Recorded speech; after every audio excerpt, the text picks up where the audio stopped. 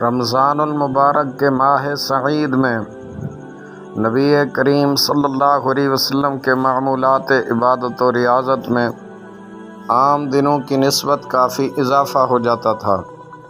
اللہ تعالیٰ کی خشیت اور محبت اپنے عروج پر ہوتی تھی۔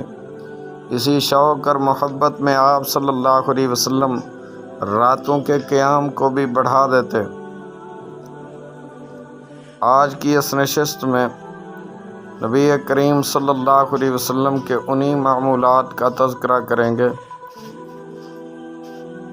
جو اس ماہ مبارک میں آپ صلی اللہ علیہ وسلم کیا کرتے تھے، تاکہ ہم بھی آپ کے اسوہ حسنہ پر عمل کر کے اس مہینے کی برکتوں اور سعادتوں کو لوٹ سکیں۔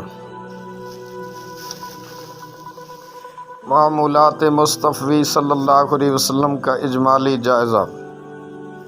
اجمالی طور پر رحمت عالم صلی اللہ علیہ وسلم کے معمولات رمضان المبارک کو یوں بیان کیا جا سکتا ہے: صیام رمضان، اس سے مراد ماہ رمضان کے دوران اپنے اوپر روزوں کی پابندی کو لازم ٹھہرا لینا۔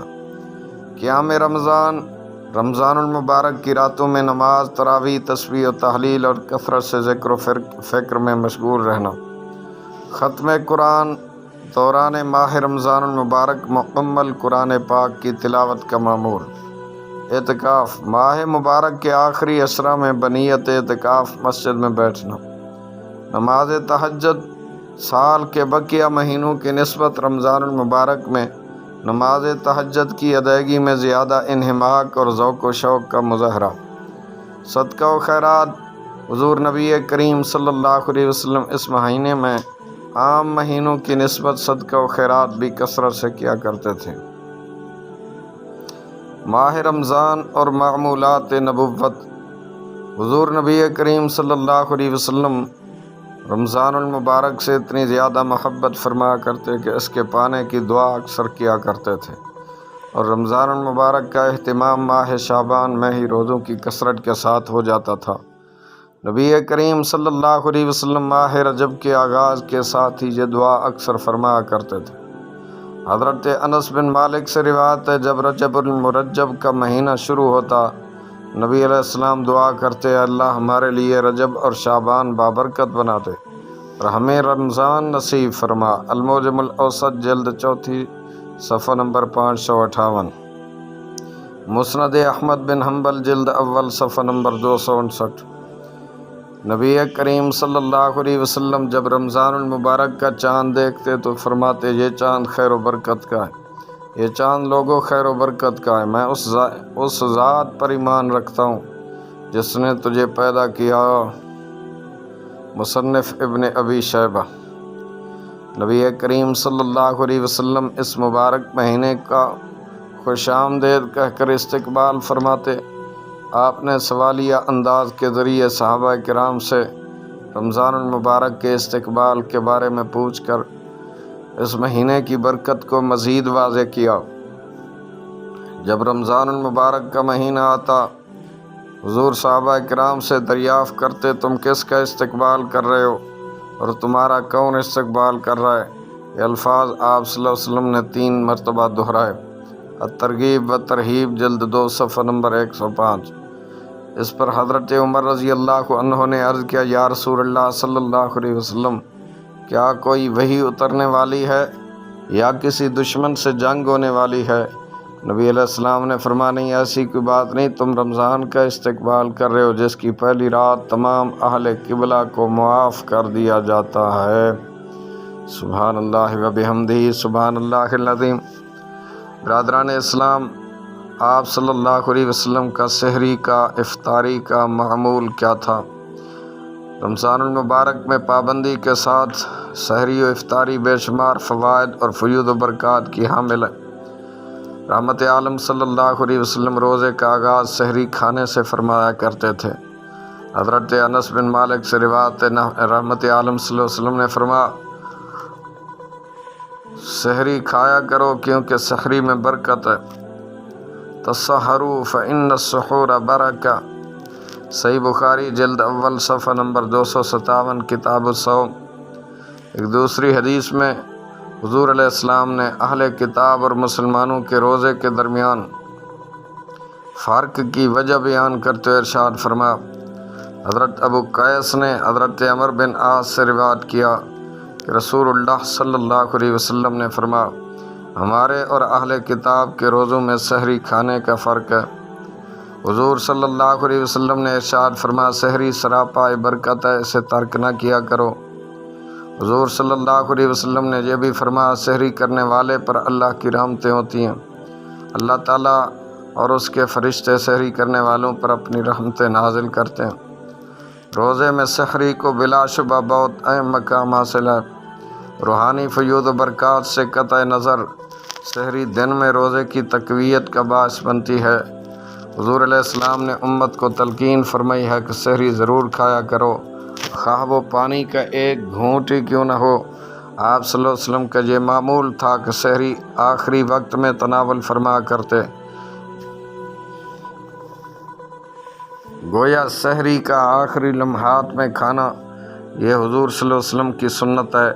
فرمان رسول صلی اللہ علیہ وسلم ہے، دن کو قیلولہ کر کے رات کی نماز کے لیے مدد حاصل کرو اور سحری کھا کر دن کے روزے کی قوت حاصل کرو۔ سنن ابن ماجہ۔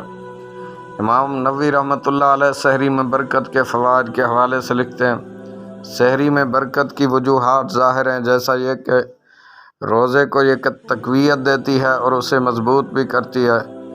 اس کی وجہ سے روزے میں زیادہ کام کرنے کی رغبت پیدا ہوتی ہے۔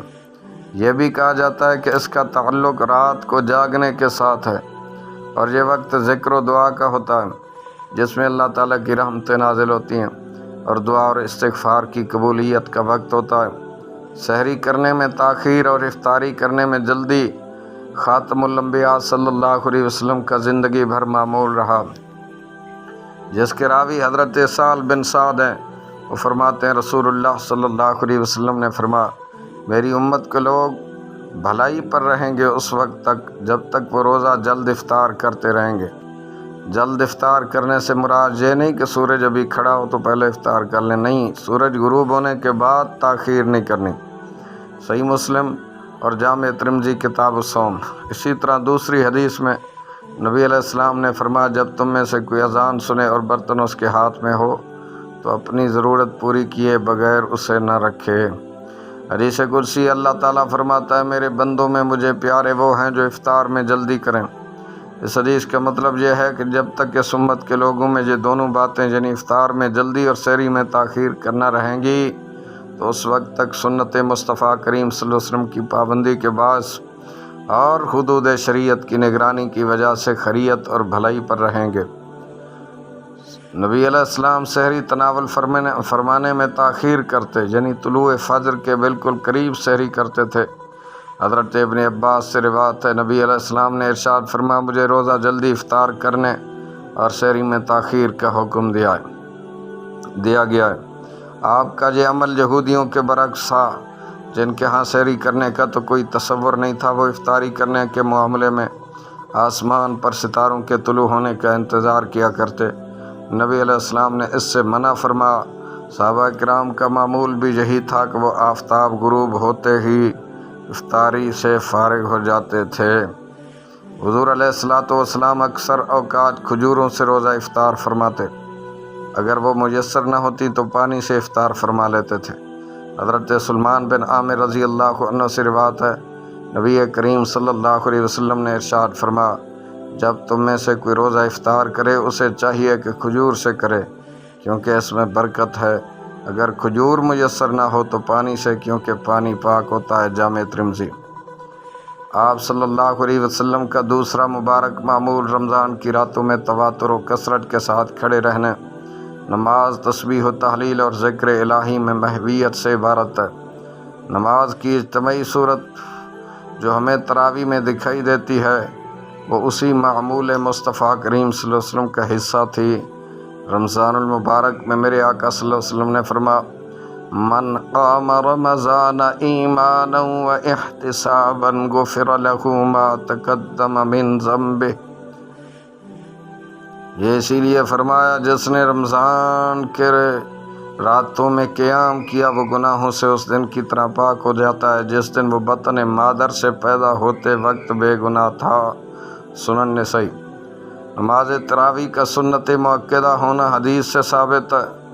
نبی علیہ السلام نے نماز تراویح مسجد میں با جماعت بھی ادا فرمائی اور انفرادی طور پر بھی چند ایک روایات میں ذکر ملتا ہے کہ آپ نے گھر میں ادا فرمائی، مگر با جماعت ادا کرنا سنت کفایہ ضرور ہے۔ بصورت دیگر موجودہ نماز تراویح خلفائے راشدین کی سنت متواترہ بھی ہے جس نے اجماع امت کا درجہ اختیار کر لیا ہے۔ رمضان المبارک کا مہینہ وہ ہے جس میں قرآن اتارا گیا۔ آپ صلی اللہ علیہ وسلم کا دوران رمضان المبارک ایک بار ختم قرآن کا معمول تھا۔ امت کو بھی اسی اعتدال پر چلنے کی تعلیم و تلقین فرمائی۔ رمضان المبارک کے دوران نماز تراویح میں کم از کم ایک بار ختم قرآن کا اہتمام کیا جاتا ہے۔ قرآن حکیم روزانہ کتنی مقدار میں پڑھا جائے، اس بارے میں ائمہ و علماء فقہ کے فتاوی موجود ہیں۔ امام اعظم کے نزدیک فی رکعت تراویح میں کم از کم 10 آیات قرآن کی تلاوت کی جائے۔ قرآن پاک کی کل آیات تقریباً 6000 ہیں۔ 6666 ایک ماہ کے دوران ادا کردہ تراویح کی رکعتوں کی تعداد 600 بنتی ہے۔ اس حساب سے اگر روزانہ 10 سے 12 آیات تلاوت کی جائیں تو بآسانی ماہ رمضان المبارک میں ایک قرآن ختم ہو سکتا ہے۔ حضرت عمر فاروق رضی اللہ عنہ اس سے زیادہ قرآن پاک پڑھنے کے حق میں تھے۔ وہ روزانہ 20 سے 25 آیات فی رکعت میں تلاوت کرنے کے قائل تھے۔ رسول اللہ صلی اللہ علیہ وسلم کا ایک پختہ معمول رمضان المبارک میں نماز تہجد کی ادائیگی کے بارے میں تھا۔ آپ صلی اللہ علیہ وسلم نماز تہجد میں 8 رکعت ادا فرماتے جس میں وطر شامل کر کے کل 11 رکعتیں بن جاتی، اور آپ صلی اللہ علیہ وسلم کی عادت مبارکہ یہ بھی تھی کہ صدقہ و خیرات کثرت کے ساتھ اس مہینے میں فرماتے۔ کوئی سوالی آپ صلی اللہ علیہ وسلم کے مبارک در سے خالی نہیں لوٹتا تھا، یار اس وقت بھی نہیں لوٹتا، اور میرا تو عقیدہ یہ ہے آج بھی حضور کے در سے کوئی نہیں خالی واپس لوٹتا۔ رمضان المبارک میں صدقہ و خیرات کی مقدار باقی مہینوں کی نسبت اور زیادہ بڑھ جاتی۔ اس ماہ صدقہ و خیرات میں اتنی کثرت ہو جاتی کہ ہوا کے تیز جھونکے بھی اس کا مقابلہ نہ کر سکتے۔ حضرت عبداللہ ابن عباس سے روایت ہے جب رمضان المبارک کا مہینہ شروع ہو جاتا آپ صلی اللہ علیہ وسلم کی سخاوت کا مقابلہ تیز ہوا بھی نہ کر پاتی۔ اللہ اکبر کبیرہ۔ ہمارے آقا صلی اللہ علیہ وآلہ وسلم کس قدر سخی تھے اور اپنی امت کو بھی سخاوت کی تعلیم و تلقین فرمائی۔